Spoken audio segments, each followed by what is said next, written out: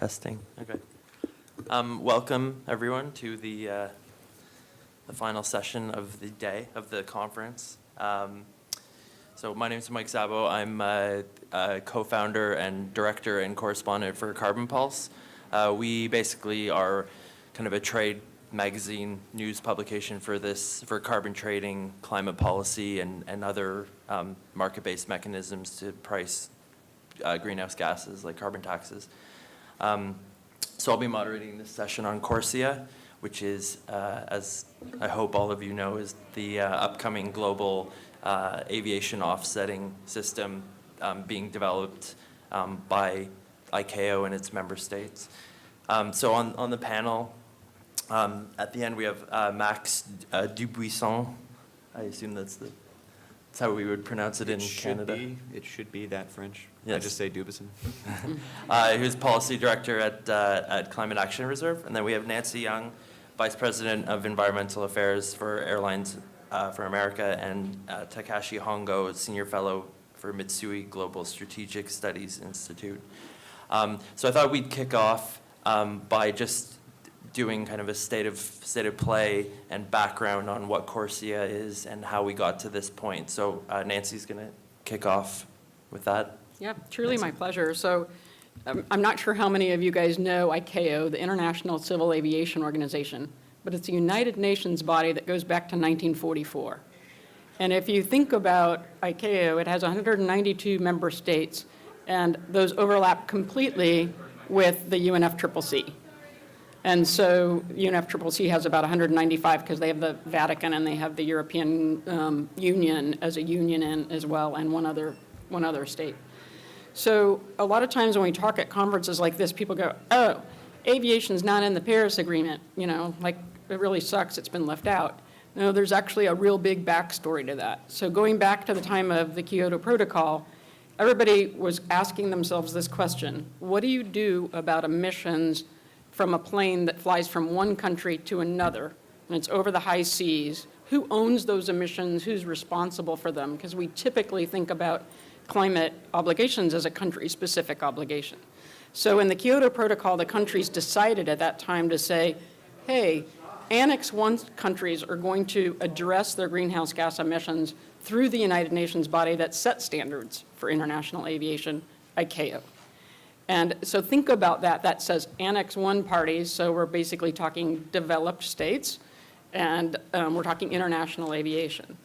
So what happened from that? So flowing from that over a number of years, ICAO did sort of a stepwise approach to establishing climate policy for international aviation. And it really focused on technology and operations and infrastructure, and technology being things like new aircraft, putting those winglets on aircraft to make them more fuel efficient. Operations being things like we wash our engines and make them more efficient, we fly better, or flying well within the existing airspace. And infrastructure being modernizing air traffic control. Doing things like changing our fuel, it's either technology or infrastructure, depending on who you ask, developing sustainable alternative aviation fuel, building infrastructure at airports for cleaner energy, et cetera. So ICAO really, the countries, the 192 countries backed by industry, so airlines, airports, air navigation service providers, manufacturers, and NGOs are participants as well. And ICAO had agreed to this package of those things, then fleshed that out in 2010 with setting international aviation specific emissions goals, fuel efficiency through 2020 goals, and then carbon neutral growth from 2020. And that was really the big breakthrough. The country saying we're really fuel efficient, which you don't probably know that. Airlines are very fuel efficient. I'll give you an example. The US airlines improved their fuel efficiency by 120% since 1978. So what? That means we saved 4 billion metric tons of CO2. So what? Roughly equivalent to 24 million cars off the road each of those years since 1978. Why is that? We're motivated to be very fuel efficient because fuel's our #1 cost center most years. So your environmental and economic interests align. That said, you can only go so far with fuel efficiency, as you all know as experts in the carbon world. And so to achieve carbon neutral growth from 2020, it was long fought within ICAO, we need a market-based measure. And there was a lot of dispute about how to do that, whether to do that. In 2013, the countries finally came together and said, yes, we agree to design a market-based measure specifically for this sector, a sectoral approach. And between 2013 and 2016, that system was designed and became the Carbon Offsetting Reduction Scheme for International Aviation, CORSIA. And what's in CORSIA? So CORSIA is intended to support international aviation achieving carbon neutral growth from 2020. So when you think of from 2020, that means the offsetting obligation begins in 2021. That's an important thing. To do that, you first have to have emissions monitoring, reporting, and verification that happens. The agreement is that's going to start on 1 January 2019. So we're pretty darn busy with that. What is the state of play on developing the rules for that? If you were in the last session or other sessions, you've heard a lot about the Paris Rule Book. We have our own version in ICAO of rules, and they're called Standards and Recommended Practices. The lovely acronym is SARPs.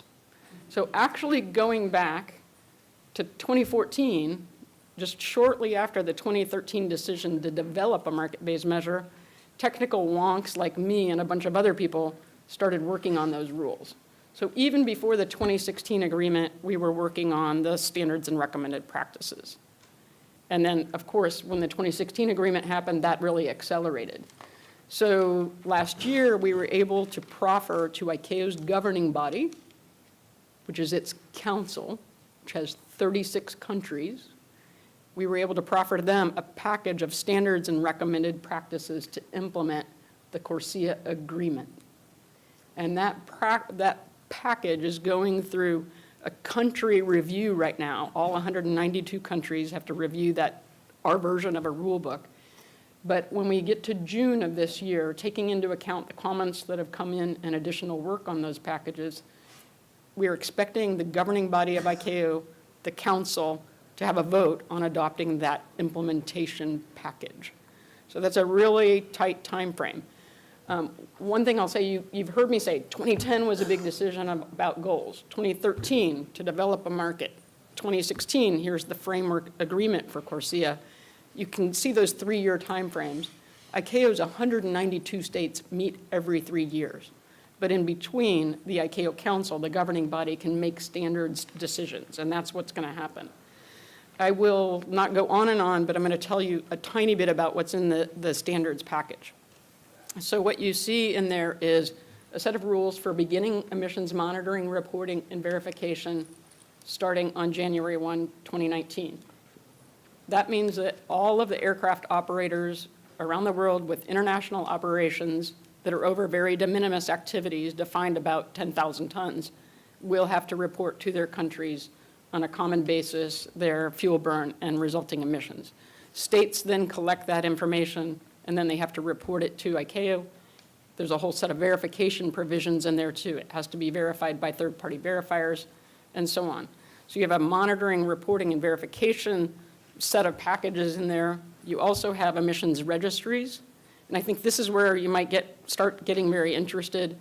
The individual offset programs from which we would buy our units have to maintain a registry that has a certain quality and provides a certain amount of public information on the units that we purchase. And then separately, the state and ICAO have to have database registries that are able to track that information. And the other 2 parts that you might be interested in the package are, there are criteria for emissions units to be creditable under this international scheme. And those criteria establish for the carbon programs that can provide and the projects under them design and eligibility criteria that we'll go into a little bit more on this panel, or maybe a lot more, depending. There's also a set of provisions for if an aircraft operator buys alternative fuel to reduce their carbon emissions separately from the offsetting obligation, how do those 2 things work together? And that's covered in the package as well. I'm going to say one more thing before signing off for now. To get an agreement between 192 countries was a really hard thing to do. And one of the things that made that work is the first 6 years of the system are an opt-in system for countries. And you're like, oh, holy crap, she just said we start in 2021, but they get to volunteer. Actually, we've had 73 countries already sign up for participating in the CORSIA beginning in 2021, representing 88% of international aviation activity. And 6 years after that, it becomes mandatory for all countries except for those that are the least developed countries and small, have the tiniest amount of international aviation activity. So it is, and actually doing the opt-in system has proven to be really effective. Most major countries are in except for the ones you might think would be a little skeptical, like India and Brazil and Russia. But the United States is in and recently confirmed, don't tell anybody, recently confirmed that we are continuing to go forward with our CORSIA commitment. So I'll stop with that, and later I'll actually talk about why the airlines want to do all this. Thanks, Nancy. If there are any Carbon Pulse subscribers here, you'll know that we broke that story that the U.S. had confirmed they were in. So now I'd like to move to Thank goodness he broke it and I didn't. Okay? Yeah. I'd like to move to Takashi now, who's going to... Thank you very much. I myself participated in a task force for ICAO from 2014. Maybe that is from the beginning of the market mechanism. From that point of view, I would like to point out two uniqueness of the CORSIA. First point is, as Nancy said, this is a sector-wise approach. And the previous session talking about Article 6 under Paris Agreement, that is a country-wise approach. CORSIA is very, very different from the, that kind of approach. So as mentioned, sector-wise approach. Key point is, firstly, level playing field. This is a key word of the CORSIA. And this is guaranteed by the Chicago Convention. So this is very different from the UNFCCC world. CBDR is a principle of the, one of the principles of the UNFCCC approach. But CORSIA and ICAO, level playing field, that is a key word. And of course, we had experience to talk about the sector-wise approach. For instance, United States, under the Bush administration, proposed Asian Pacific Partnership. That is maybe the first of the sector-wise approach. Steel, or aluminum, or electricity, many sectors are covered by APP. But that was not succeeded yet. Why? For instance, steel product is traded at the international market. However, many players are there, and also who set up the rule? No international body was there. But the case of the international aviation, so limited number of the airline companies there, and also the ICAO, that is an international organization. ICAO has a responsibility to set up a rule. Maybe that is the reason why the CORSIA is moving forward. And the second point is a carbon market. So the CORSIA do not want to construct a new mechanism, but CORSIA would like to use many programs existence in the world. So under the Kyoto Protocol, first commitment period, CDM was a major and almost a monopoly of the carbon market, international carbon market. Because at that time, no model of the carbon market was there. So UNFCCC provided this kind of approach. But now, situation is changing. So many countries, many subnational implementing the carbon market. So that now I would like to call this is the second phase of the carbon market.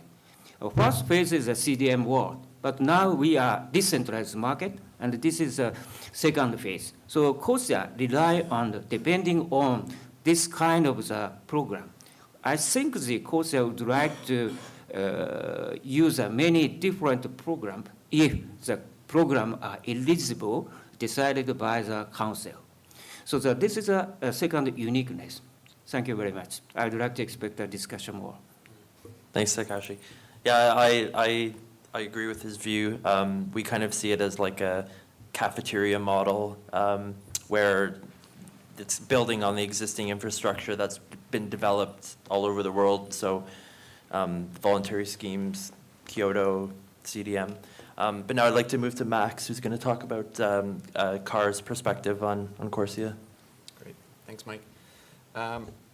So, I mean, obviously, one obvious perspective for us is that we hope to supply credits into CORSIA. This could be a really good thing for the voluntary carbon market in terms of expanding the number of interested, market participants and simply the demand for the credits. So, from our point of view, it's really exciting, and I do think it's great to see this sort of next phase of the carbon market, as Takashi says, where California was almost sort of a stepping stone here. They still built their own system, but they outsourced some of the services to the offset project registries. And now we're seeing this sort of next phase of decentralization where there are several, carbon programs around the world that have risen up over the last, decade or so and following a lot of the same rigorous standards and, coming at things in different ways, but all producing quality credits. So they might as well leverage that. The other interest and place where the reserve is participating here is on the question of double counting between CORSIA and the commitments under the Paris Agreement. So there's been an effort, a working group put together that we're a part of, along with the American Carbon Registry and the Gold Standard and VERA now, along with environmental interests, World Wildlife Fund and EDF and Carbon Market Watch, and the airlines are at the table.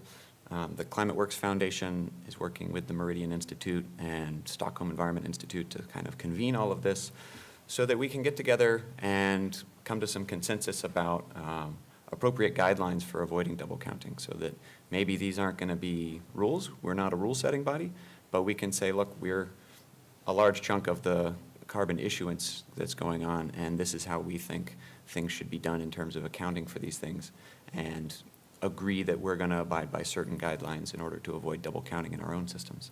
So we're trying to make sure that we bring transparency and rigor and quality to the credits that do get used under CORSIA. Thanks.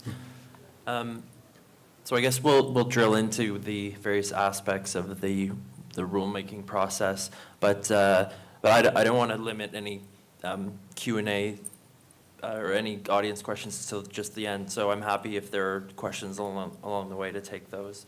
But I thought maybe we would start by looking more closely at the SARP at the moment, since I expect most of you are interested in what's in that at the moment and what that may look like at the end. So I don't know if you want to go into more details, specifically maybe the offset types and guidelines surrounding that. Yeah, no, it's really. To that question, is the timeline and what would be included? Because it's clear that by 2019 they'll start reporting, and you're working on reporting this year. So if the offsets are going to start in 2020, what's the framework that sets up the inclusion of offsets as you're going forward?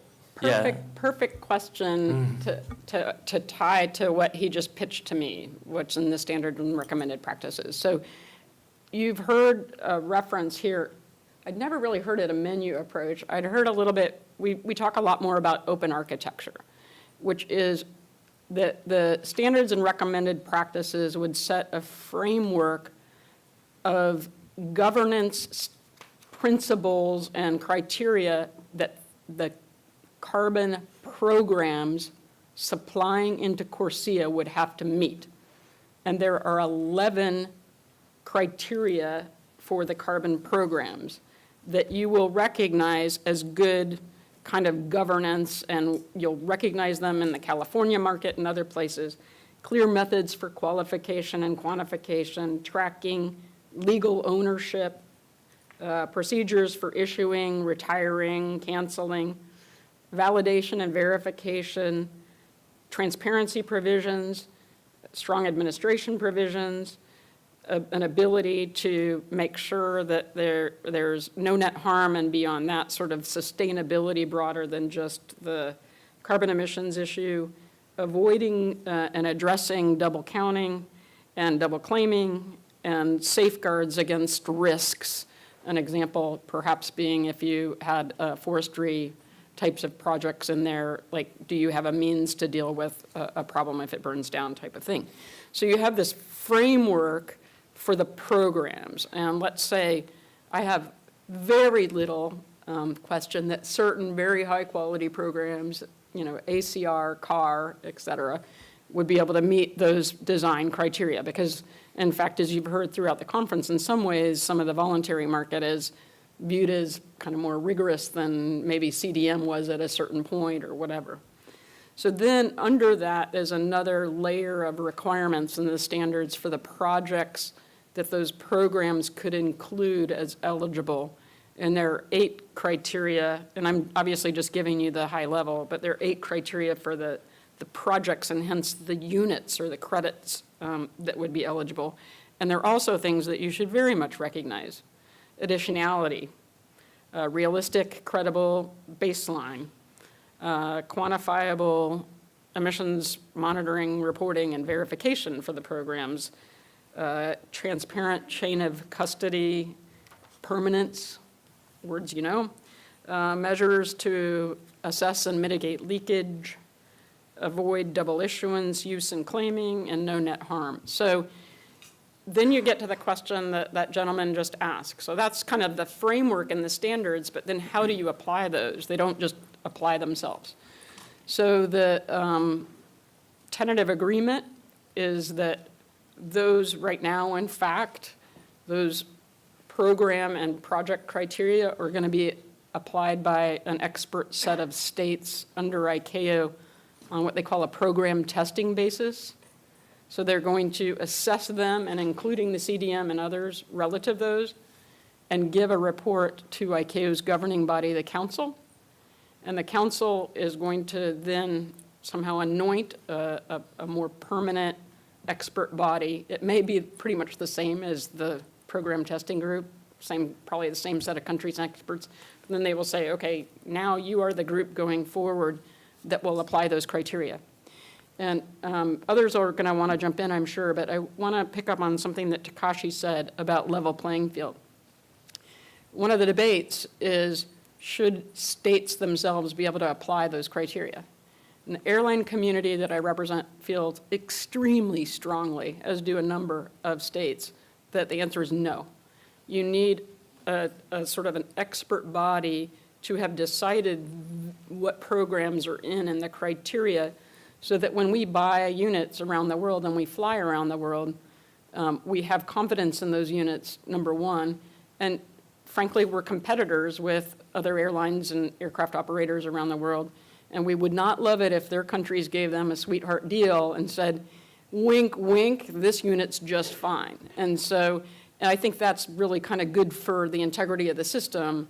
But also you can see that industry has that interest in making sure we have a high degree of quality. Anything to add? So you basically recited 2.4.2, but 2.4.1 is blank. So you don't actually know which offsets are eligible yet. Like, how do you know that you're not going to allow HFCN to go, or which CRs is there going to be some sort of eligibility criteria, 2013, 2016? Are all CDM projects going to be in? It just seems like it's taking a really long time to do it. It depends on your point of view. So from an airline point of view, we would have liked the process for confirming programs to be set now, because we want to send a better market signal to you all and others besides just, it's coming, right? So we wanted to do that. That hasn't happened yet, but it is in progress. And I think it's kind of, when we have our decision in June on the standards and recommended practice, and the program testing group, and then the permanent technical advisory group is what it's going to be called, can really start applying the general criteria, and they can make decisions that are fact-based on the quality of those about what to recommend for a vintage restriction and other things. We're looking at now probably late 2019 at the earliest, and maybe sometime in 2020 before we're going to have that, what's known as the list. But we're hoping that the program testing group work, which has already started, is going to be able to accelerate some of that. And I don't know if Max wants to answer it from a car perspective, but. Yeah, is that enough time for, well, for investors or for a certifier to, you know, to have this final list in early 2020, assuming a 2021 start to the scheme? Well, it all depends on what's on the list. So, you know, how far back they look in terms of eligible vintages. Obviously, if they look even a little bit farther back, there's already going to be credits ready to go. You know, when you look at that list of program criteria, the existing programs already meet those criteria. And when you look at that list of unit criteria, our existing methodologies and protocols fit those criteria. So, you know, it'll be interesting to see if they are very tight on the vintages, if they, you know, start in 2019 or something like that. That would make things tighter in terms of supplying. And it'll be interesting to see if there are sectors that just get, you know, carved out that they don't want offsets from certain types of projects. So, you know, sometimes those kinds of decisions can get political rather than technical. So just to give you some background on that, so this, it's still an ongoing negotiation, but you're having some parties, namely the EU, who are pushing for vintage restrictions on credits. So you have some countries within the EU are pushing for 2013. So it's basically 2013, 2016, or 2019 are kind of the three options, and those are based on the years that ICAO met and, or the assembly met and made decisions on CORSIA. And so then it gets into the additionality of, you know, if, can you use a credit from 2008 because CORSIA wasn't even conceived by then. So, so at the moment you have this draft, this SARP, which is being reviewed by countries, but you're getting countries in, so the EU, so the EU has come out and said, we support the SARP in its current form, but if other parties want to reopen it for negotiation, then we are going to push these points and we're going to push vintage restrictions. So at the moment, we're happy with no vintage restrictions, but if you want to reopen this, they see any reopening of the SARP as a strong threat of weakening it. So they've basically said if you reopen it, we're going to push for vintage restrictions. And then in terms of negative lists, I think, well, so black lists. So some of you will know that in the EU, they allow the CDM, but they don't allow large hydro, HFCs, N2O. Whereas with ICAO, they're more moving towards not having a black list, a negative list, and just saying, look, if, you know, it's not up to us to do that. We're using your certification. So if there's something that, a project type that shouldn't be on there, then it's up to you as a certifier to get it off there, to not approve it. So our understanding is that's where they're moving, that they don't want a negative list, but maybe our panel can weigh in on that. If I could add, and others may want to add too, so, and that was a good description of it. You can imagine some countries don't want any vintage restriction. I wouldn't be surprised if at the end of the day we end up with something like 2013. But then it also depends on how it's defined, whether it's defined as when did the project start or when was the unit generated, et cetera. So there are a number of those questions that are going to have to be eventually addressed. What I would say about the negative list issue is many of the airlines are not going to want to buy units that will then create more controversy for their brand. And I can't say that that would be a universal thing. There might be, you know, Fly Acme Airlines somewhere in the world that wouldn't be so worried about that, but at least from an Airlines for America, U.S. Airlines perspective, they're very sensitive to that. And a few of our members who have been in the voluntary markets or were in the early days and bought a Adipic asset or other things that they then realized was not the best thing to do, I think we've kind of learned by doing. So I think you'll see some self-regulation, even if there doesn't end up being a negative list agreed. Does anyone else want to add anything? Well, actually, yeah, Nancy just said what I was going to say, but I do think, there's a lot of folks in this room that would play a role in terms of holding airlines accountable for the units that they ultimately use. So it might not be necessary for the program to be that restrictive. Just a general comment, and I think the decision maker for this matter is council. So the council has a sole responsibility, and that responsibility was granted by the General Assembly, last General Assembly. That is the first thing. And the second point is the SAPS, in my understanding, that is a very general document and a kind of rule book, because it is very unlikely to change quite often. So the 3 years term, as Nancy said, so maybe my expectation is a very general one. That's all.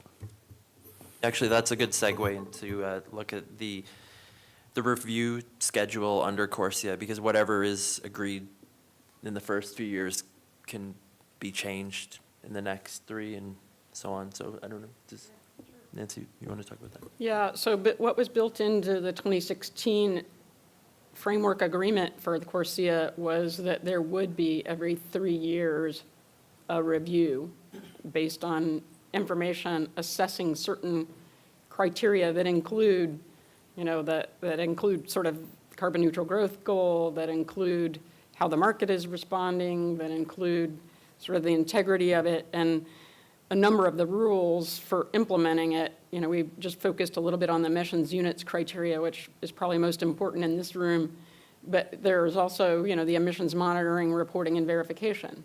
To have carbon neutral growth from 2020, you have to set a baseline, and we're going to use 2019 and 2020 average of international aviation emissions. Even aircraft operators in countries that are not participating in the opt-in first 6 years of the offset obligation, they still have to participate in MRV no matter what from the beginning in 2019. So all countries with international aircraft operators will have to maintain the MRV system with their operators. And so those types of things and how that's working and the rules around that.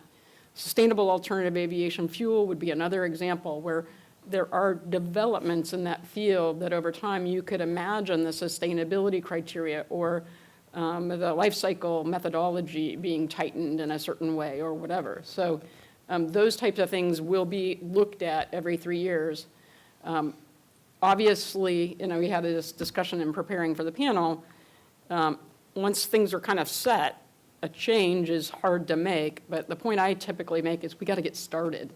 So so the first review will come, it actually comes in 2024.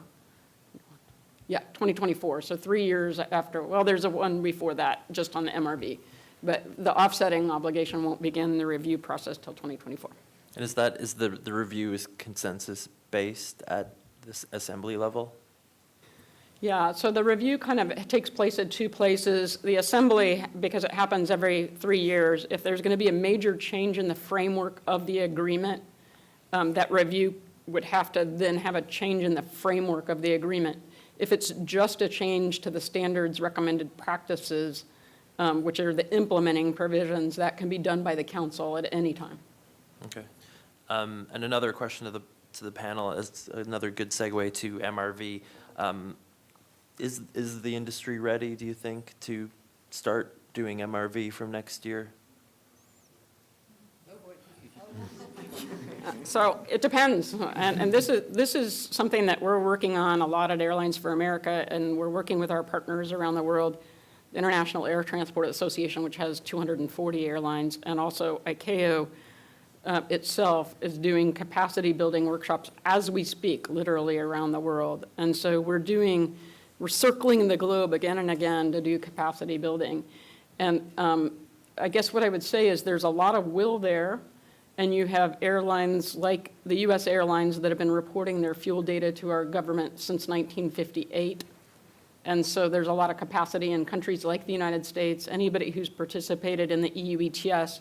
And for example, a number of my members, even though it doesn't apply extraterritorially, it's been stayed, a number of my members are under the EU ETS for diversions that they have in Europe, or FedEx or UPS, they have regular scheduled cargo flights.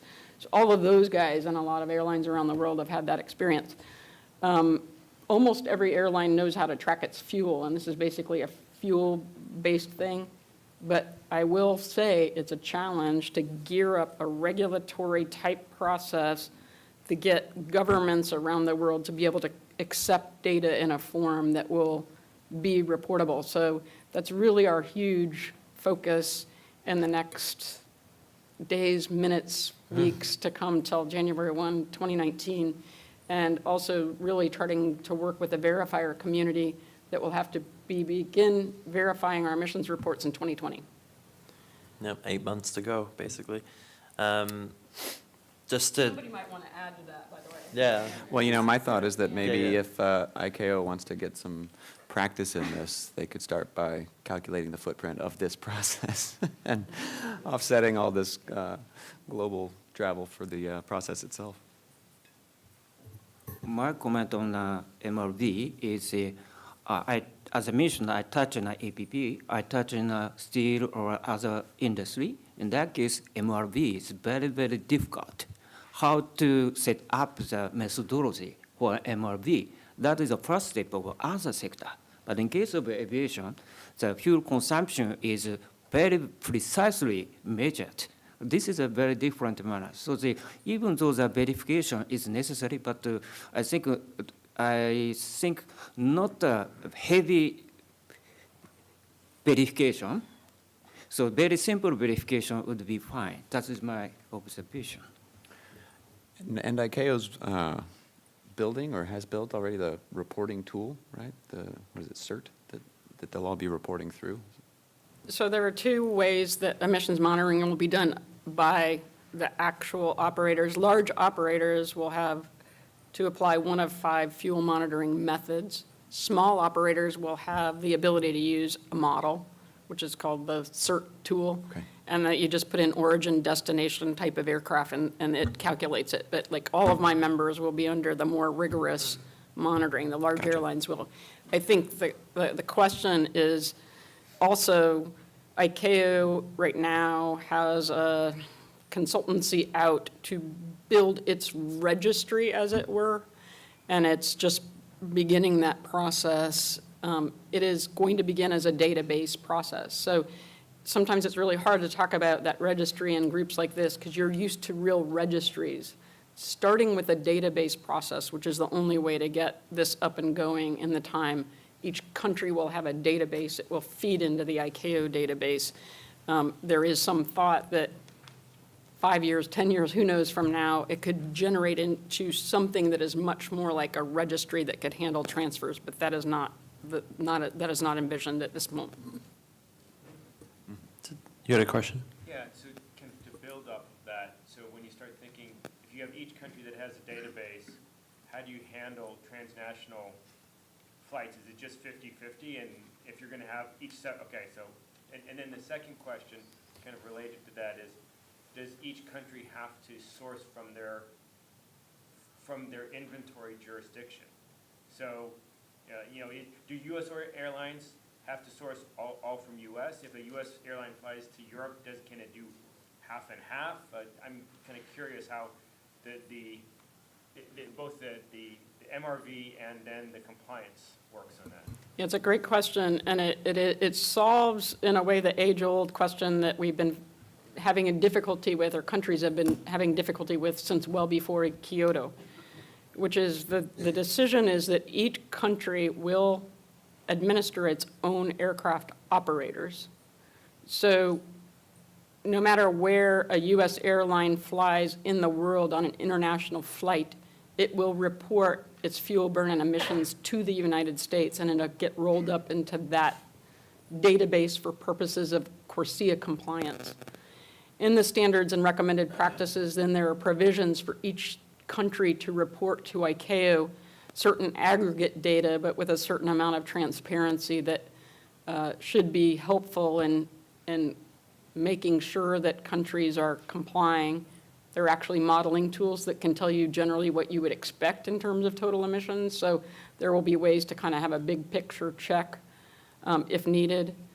And also there are cooperative agreement processes between countries. I think part of the question you might have is like, you know, is there a stealth aircraft flying somewhere between countries and not reporting it? I won't say that there's strong provisions, but there are sort of cooperative information agreements that can be developed to just kind of do some checks.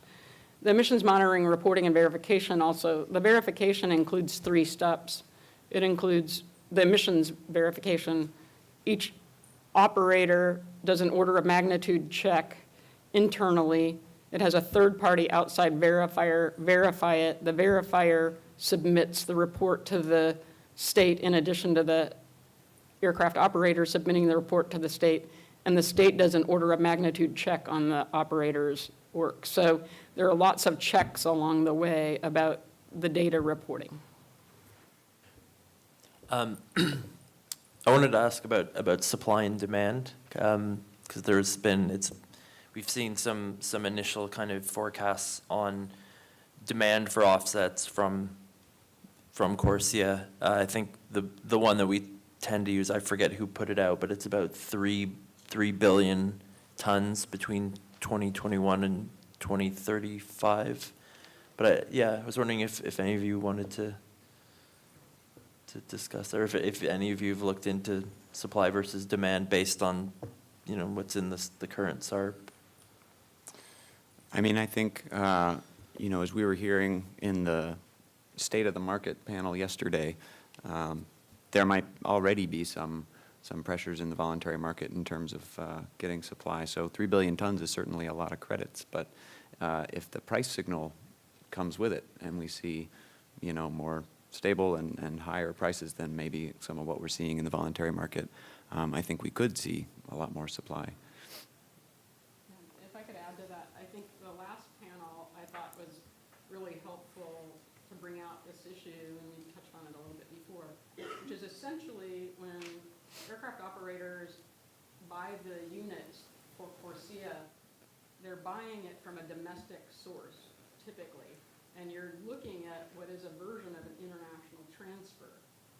And so one of the key issues is going to be how the Paris world, where those units might be generated in a domestic kind of program that a state may care about, how that domestic world can sort of export those units into ICAO. And so the double counting work that Max was talking about earlier is really important on that. But it really scares the crap out of me sometimes when I think about supply and demand, because if that gets locked down too much and those exports aren't allowed to happen, then we won't have a market. So, I mean, there's a lot of interest by the states, not just on the ICAO side, but on the UNFCCC side, to make sure that those markets can do their thing. But it is not something that is in the control of ICAO entirely. What the parties decide about domestic commitments and use of offsets and the requirements for exporting those. Did you want to say something? Yes. Regarding that matter, I'd like to make 2 comments. First one is credit is a kind of gap filler. So as Nancy said, the first aircraft efficiency and navigation as a infrastructure-based efficiency. Also, the alternative fuel is there. So the credit is one of the options for meeting the carbon neutral growth as a target of the commitment of the international aviation. So I think that if the price of credit is going to be very high, then the airline is going to choose another option. It's an economical reason. And the second one is double counting. So one of the key words frequently used at the ICAO discussion and publicly commented by the ICAO secretaries, buy and cancel. So ICAO, this is a kind of another word. So ICAO is going to buy a credit. So in that case, the seller or the export country or export world need to be canceled. So the export credit cannot be used for other purposes. But in case of the Paris Agreement, so my understanding is once the Paris Agreement export a credit to CORSIA, and no double counting between CORSIA and the Paris Agreement. But I do not know what kind of deal would be made inside of Paris Agreement. So that is a decision should be done by the Paris Agreement. That is my personal understanding. And just actually keeping on with that point, and also with supply and demand, I guess you could see CORSIA as kind of aviation. It's the first sectoral market, and so they'll have kind of first movers advantage in what we've seen with California and WCI. So I know we chatted about this yesterday briefly, but I guess there's a chance that this model may be adopted by other sectors. So the one that would come to mind is shipping. I don't know if you have any views on that. I do not know much about shipping, but I talked with these people several times before, and my understanding is about the difference between maritime and aviation is a difficulty of the monitoring. So the aviation, so the fuel consumption is well monitored, and because that is a very important matter for the safety of airline. But in case of the maritime, for instance, fuel charge could be possible in any places. So not necessary to between port and port. So between a port and port, the fuel charge could be possible. This is just one of the examples. And also the number of the company, there are so many companies at the maritime. And sometimes the owner of the ship changes during the operation. This is a very, very difficult work. So maybe the maritime need to use the market mechanism, but it takes us time. Another sort of related sectoral effort is the airports themselves. So the Airport Carbon Accreditation Commission is an interesting effort that they're doing on a voluntary basis. Now, most of their emissions come from the airplanes, and so there's only so much they can do about that chunk. But the emissions that are within their control, they have a program where they can get accreditation within themselves for buying offsets. So my hope is that as CORSIA happens and the airlines really start to get savvy about this, maybe there can be more sort of collaboration there between the sky and the ground. Any questions? Yeah, at the back.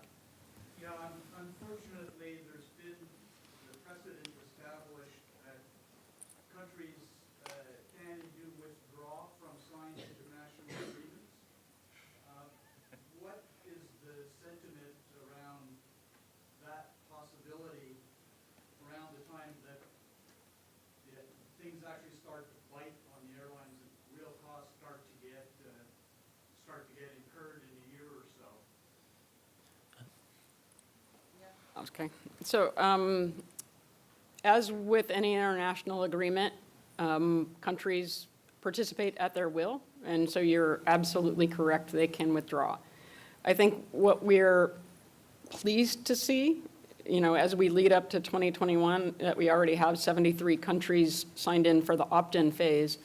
And if the ICAO Council approves the standards and recommended practices, the mandatory phase beginning after 6 years would kick in, and a country technically could not comply. They can file a difference with, essentially this is a change to the Chicago Convention. The Chicago Convention we talked about before is the treaty that establishes international aviation and your ability to fly from one country to another. So if a country, when it becomes mandatory, so during the opt-in phase, there's probably no consequence other than shame, other than the fact actually most major aircraft operators want their countries to be in the system. There could be retaliation, essentially. One of the reasons that the airlines support this system, besides the fact that we ourselves agreed to carbon neutral growth before the countries did, one of the reasons we support it is we don't want the patchwork quilt around the world of, Korea's taxing you this for your carbon, the United States is taxing you that, European Union is doing emissions trading scheme, Mexico's got another thing, et cetera, et cetera. So having a global system is very appealing to the aircraft operators and actually to many countries because they view it as a way to continue to improve and grow aviation responsibly. And you could get your airlines retaliated against if you decide not to participate. So it's not a guarantee, but you might actually argue that it is as or more enforceable than the Paris Agreement based on some of the disincentives that could happen if you don't comply. And also one of the countries that has a history of pulling out of agreements has quite a big aircraft manufacturing industry, so I guess that could be affected as well. But yeah, from a procedural, because we were wondering this as well, and so technically, some critics of the scheme say that so with any SARP under ICAO, you can file a difference and just basically say, we're not going to participate. So that's technically what they could do, and then not participate during the mandatory stage from 2027. So ironically, the mandatory stage is not really mandatory for any countries. But I think that's more of a grievance with some of the NGOs that we speak to. Someone had a question over here?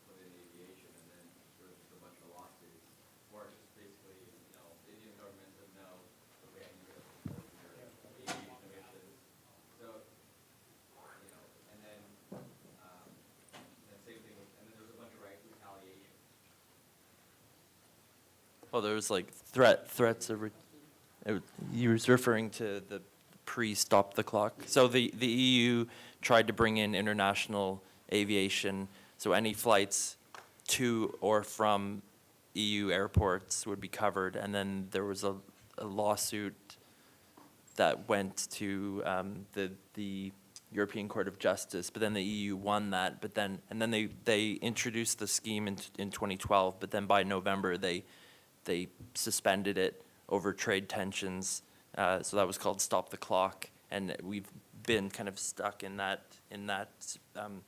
situation ever since, where now the EU ETS applies only to flights that take off and land in continental airports. So.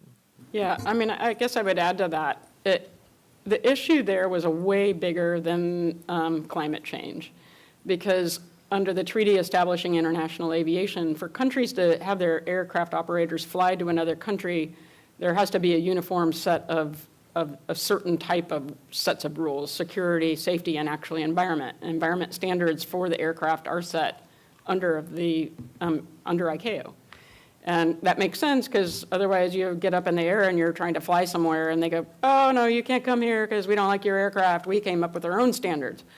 And it applies to a certain set of taxes and charges and market-based measures too. And that's what the real dispute was under the EU ETS, was having a region of the world decide a market-based measure for everybody flying there, which again, then the United States could do the same, and Mexico could do the same, and so on and so on and forth. So the legal issues there and the trade issues were much bigger than what's the right climate policy. And I'd hardly ever give credit to the Europeans, because I was one of those fighting against unilateral measures.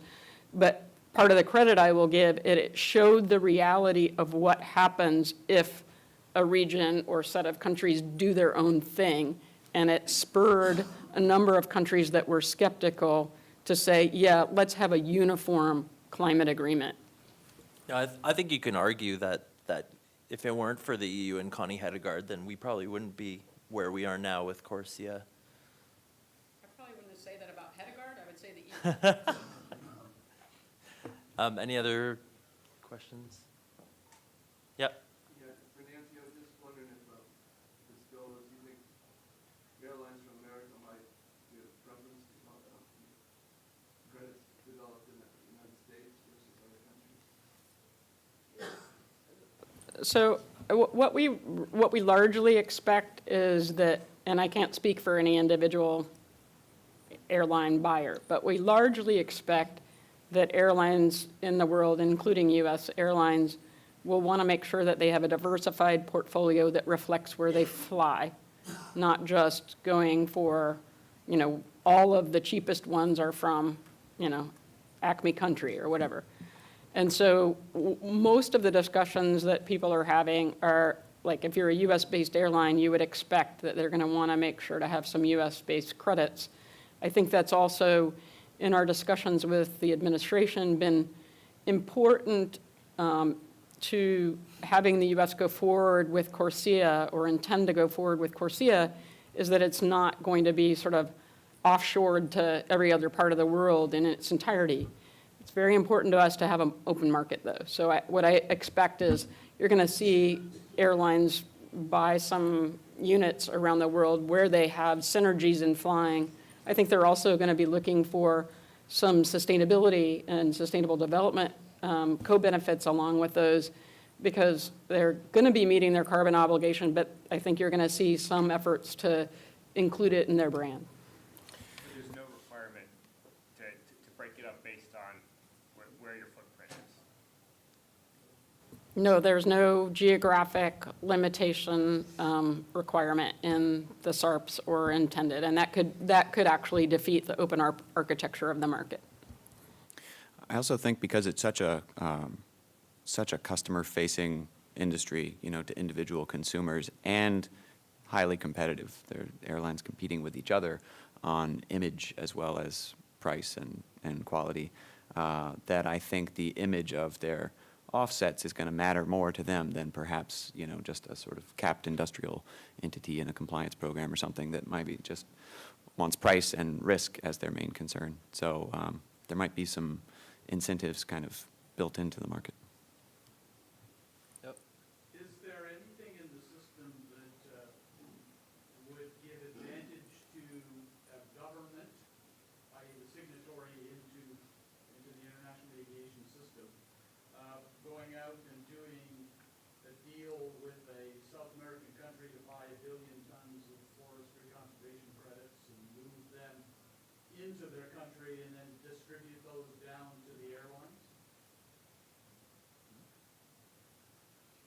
In other words, I'm not sure who we're selling to. Are we selling to government, or are we selling to airlines, or are there governments that are going to want to just help their airlines along by block buying massive amounts of bilateral country-to-country deals?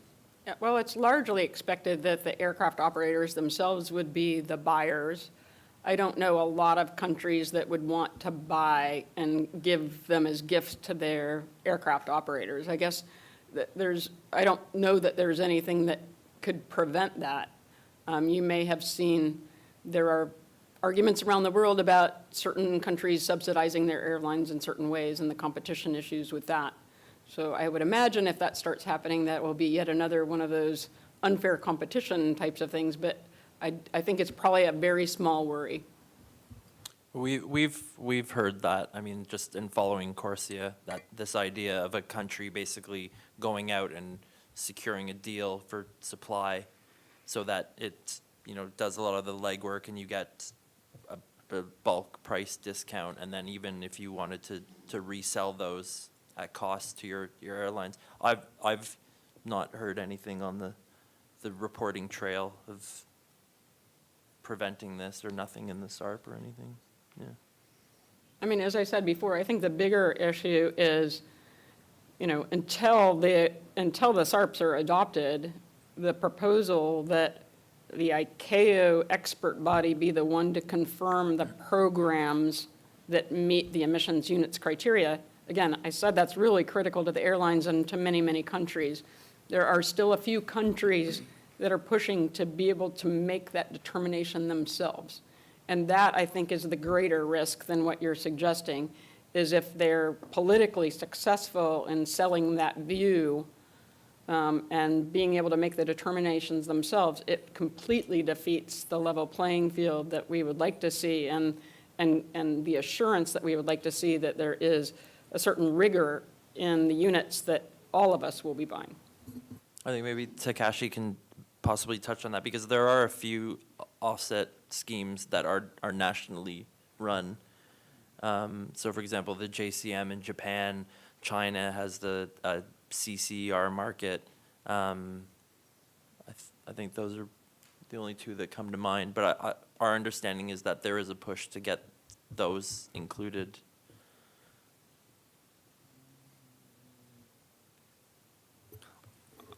I'm not sure such a situation, but anyhow, the criteria, as explained, as Nancy explained as a detail on the item of the criteria is clear. So which program or which unit are meet with the criteria, that is everything. And the council will be determined. This is a process and a very simple one. Thanks. Any other questions? Yep. So how does it work with sector-based or jurisdictional offsets? So, I mean, at that point, if you think of something like red and you have to set an inventory for a country and then it's the emissions below that, how does that, you could see to the gentleman's previous question that a country would want to self-deal and bring those offsets right back into its airline. I mean, does sectorial, how does that factor into all of this? Like, we've been thinking of a lot of this from a project-based, which I think is much more straightforward. But when you start getting the sectoral offsets, there's a government that's involved in that and helping to set the baseline. Yeah. So regarding that matter, who buys is very simple, airlines. And the reporting to ICAO, that is a state. So I understand the CORSIA provide a kind of flexibility to the airline. So as Nancy said, everything could be regarding which program, which unit eligible, even condition is eligibility. These are comply with eligibility. So among the eligible one, which one would be purchased? That is a airline's decision. And I think within your question, there's a sort of an issue of accounting, right? As long as it's properly accounted for, as long as even if they sell those units to their own airlines, they still need to make an adjustment to their inventory, because even though the airlines are within their country, the airlines are off their books, these international flights, and so they would end up adjusting their own inventory up for selling out those credits. At the back, yeah. If you had an airline who was selling, say, offsets to their passengers as like a scope 3, would they be able to apply the same credit to their scope 1 or 2? Would be a separate program, nothing to do with one another, or? The answer is no. So it is not expressly provided for, but that's something that we in the International Air Transport Association have been working on. A number of airlines have voluntary offset programs that they offer now. And so some of the concept there is to probably not continue those passenger-specific programs once the international scheme goes into effect, but to continue to offer voluntary offsets for domestic flights, because the CORSIA will only cover international flights. And so, I guess I don't want to second guess what creative marketing things could come out of all of this, but generally the industry does not view it appropriate to then try to make our passengers may end up paying in a way, right, in terms of cost, but not have them actually buy our offsets for compliance. Another thing that probably makes that unlikely is, even though our offsetting obligation will be annual, so starting in 2021, 2022, 2023, our offset surrender obligation is every 3 years. And so in real time, you're you're not going to really know what your offset obligation is because it's for emissions growth. And to make it even more complicated, which I didn't bother you with before, the formula in the first 9 years of the system is that basically all airlines are you're going to take all the growth emissions of international aviation, put them into a pot, and then you're going to redistribute the obligation according to the size of the airline, not according to the size of their own growth. So let me give you an example. American Airlines or United Airlines, let's just say that their international emissions grow 1% in those 3 years. And let's say Acme Airlines, international emissions grow 3%. All of those go into the pot. But American Airlines or United is way bigger than Acme. They're going to pay a ratio according to their total size. And that was part of also getting the agreement around the world to deal with some of the issues that Takashi raised earlier about developing states being worried that they wouldn't have enough time to grow and all of that.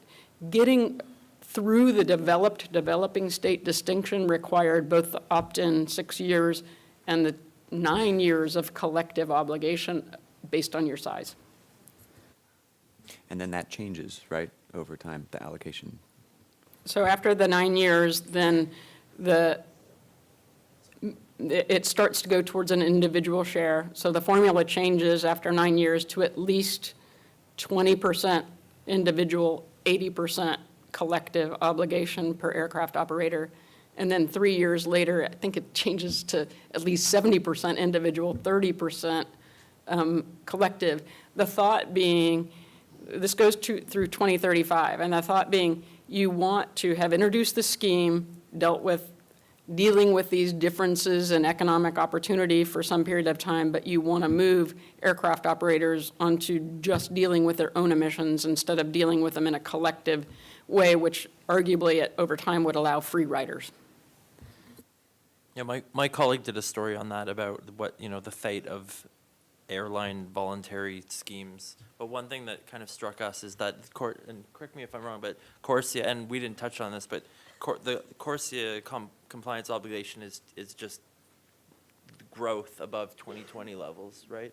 So, but everything below that is not being offset. So technically, you could still run those voluntary systems against everything that falls outside of CORSIA compliance. Yeah. You could technically do a lot of things, but it would get really complicated really quick because every year an airline has to report its emissions.